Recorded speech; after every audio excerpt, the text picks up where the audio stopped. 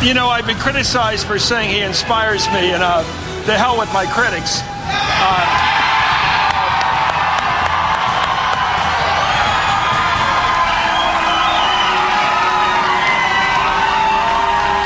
I think what he said was about us, and that's why we care about what he said.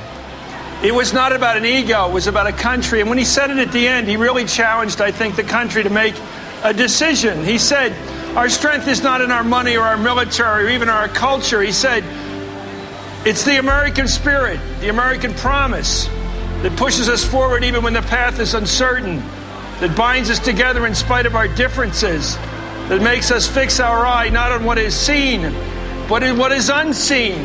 That better place around the bend, that is America.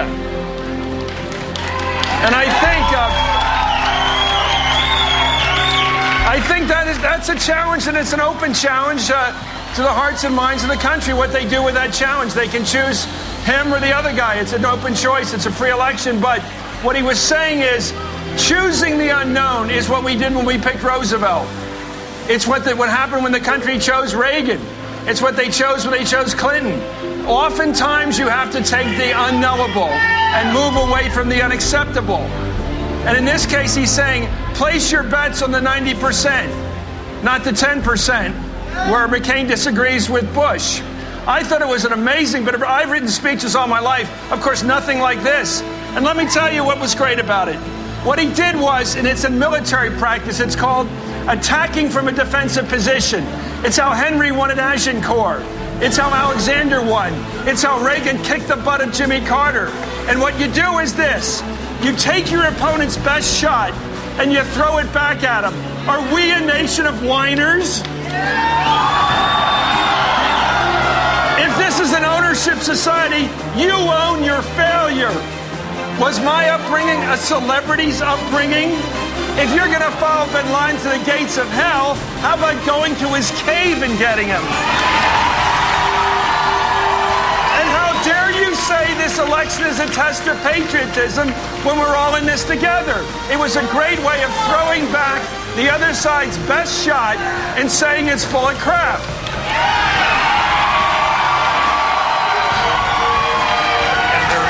Word from this. One word said more sharply and with more emotion than all the others, not to say the others did not contain emotion. But he took the last 8 years of the Bush administration and shouted at America, enough. It was, in addition to the inspiration and the rhetoric that you have cited, it was all the specifics that were asked of him. There were at least 29 personal, specific policy pledges. Nothing in specific about the change that he is proposing. 29 of them. Who would take on John McCain? He did. There were at least 19 references to the failures from his point of view of the John McCain campaign.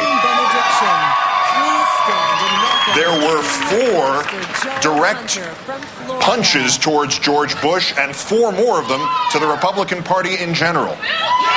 There was no stone left unturned here. And one of the shots went directly into the chamber of the U.S. Senate where John McCain has served for all these years. He said, let's talk about the temperament of John McCain. There is going to be a topic that's going for the sore spot. That's going for the issue Republicans in the caucus bring up about John McCain. Temperament. Let's watch if he follows that to its conclusion between now and November. That was an extraordinary laying down of the glove after first striking Mr. McCain with it. Do you have the judgment? Do you have the temperament? Again, your observation about this as a historical military struggle in its precision is right on there. That is taking that message back. That is taking what the opponent thinks is his strength and saying, "Olé," and pulling out the red cape as the bull goes past. And to demonstrate the bipartisan aspect of that tactic, Ronald Reagan delivered the most lethal blow against my old boss, Jimmy Carter, when he said, "There you go again." That is the killer line because everyone knew what he meant.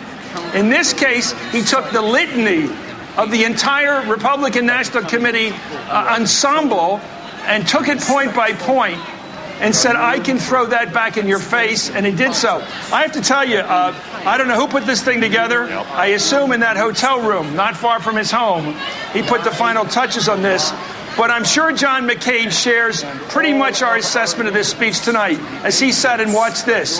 This was a strong statement of what he has to defeat between now and November. This is going to be one first-rate general election campaign. This is going to be fought at the highest level of combat. And we're going to see the best there is in this country in terms of its political skill in fighting this out. And what I thought was interesting when he said today, let's not make a big election about small things. I think as we watch this debate, we will all know what is important to debate and what is small, and we can all keep count.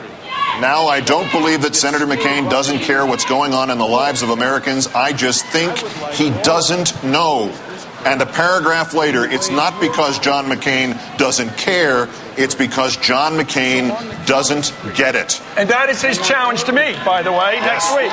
John McCain has to prove next week he gets it, he knows it, and he's on to it, and that he has a superior approach to facing the challenges of the coming century.